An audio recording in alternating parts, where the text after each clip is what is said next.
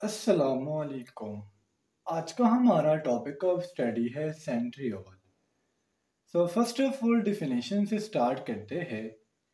It is a small, ये एक छोटा सा, हॉलो, अंदर से खाली है, साइलेंड्रिकल, साइलेंडर फॉर्म में होता है, and non membranous structure that occurs in pair. ये हमारे पास एक ऐसा स्ट्रक्चर है जो स्मॉल है, हॉलो है, साइलेंड्रिकल है और इसके इर्द गिर्द कोई भी मेम्ब्रेन मौजूद नहीं है और ये हमेशा जोड़े की सूरत में मौजूद होते हैं। Present in animals and some lower plants. Animals में सेंट्रियोल पाए जाते हैं, जबकि जो हायर प्लांट्स होते हैं उसमें सेंट्रियोल एब्सेंट होगा, जबकि जो लोअर कैटेगरी के प्लांट्स है उसमें सेंट्रियोल प्रेजेंट होता है।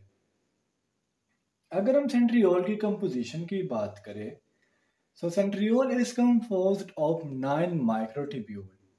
सेंट्रियोल में हमारे पास 9 माइक्रोट्यूब्यूल होते हैं। माइक्रोट्यूब्यूल हमारे पास प्रोटीन फाइबर्स है, जिसको हम साइटोस्केलेटन के टॉपिक में डिटेल से डिस्कस कर चुके हैं। And each microtubule is further composed of 3 tubules.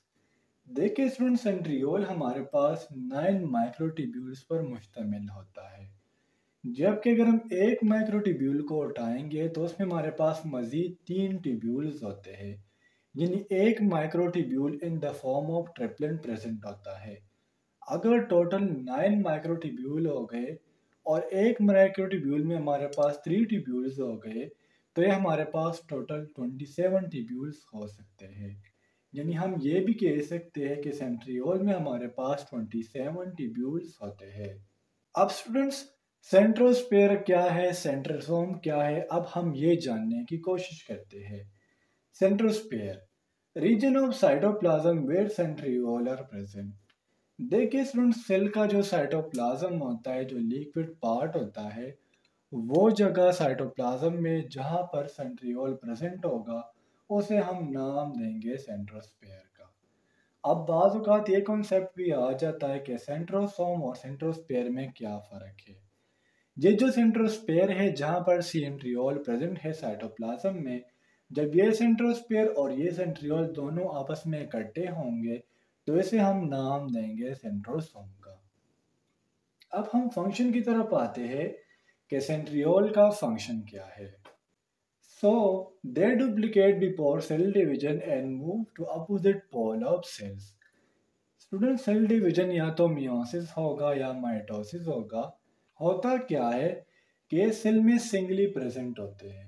अब अगर माइटोसिस होना होता है या मियोसिस होना होता है तो ये एक दूसरे का कॉपी बना लेते हैं और दोनों जो सेंट्रियोल होंगे, एक सेल के एक साइड पर चला जाएगा और दूसरा सेल के दूसरे साइड पर चला जाएगा। Spindle fibre arise from centriole. Centriole से होता क्या है, स्पिंडल फाइबर जो आपको ब्लू नजर आ रही है अराइज हो जाते हैं, which help in the separation of chromosome. ये जो स्पिंडल फाइबर्स होते हैं, ये क्रोमोसोम के सेंट्रोमेयर के साथ अटैच हो जाते हैं और क्रोमोसोम के ब्रेकडाउन में हेल्प देते हैं। तो सुन सेता सेंट्रियोल एक क्विक सा रिव्यू कर लेते हैं।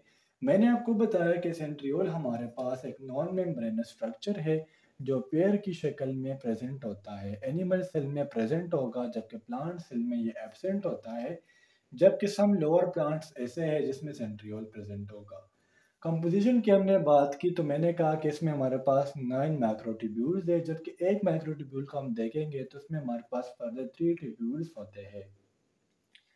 फिर हमने कहा कि सेंट्रोस्फेयर साइटोप्लाज्म की वो जगह है जहां पर सेंट्रियोल प्रेजेंट होगा, और सेंट्रोसोम हम उस चीज को कहते हैं जब सेंट्रोस्फेयर और सेंट्रियोल आपस में इकट्ठे होंगे तो इसे हम नाम देंगे सेंट्रोसोम का। फंक्शन हमने ये बात की कि सेंट्रियोल से हमारे पास स्पिंडल फाइबर अराइज होते हैं। ये स्पिंडल फाइबर्स क्रोमोसोम के सेंट्रोमेयर के साथ अटैच हो जाते हैं और क्रोमोसोम की सेपरेशन में हेल्प देते हैं। तो स्टूडेंट्स, उम्मीद करता हूँ आपको आज के टॉपिक की समझ आ गई होगी। फिर भी कोई कन्फ्यूजन हो, कोई डाउट हो तो आप लोग मुझसे कमेंट सेक्शन में पूछ सकते हो। इंशाल्लाह अगले वीडियो में मिलते हैं। तब तक के लिए मुझे इजाज़त दीजिए। मुझे अपने दुआओं में याद रखिए। अल्लाह हाफिज़।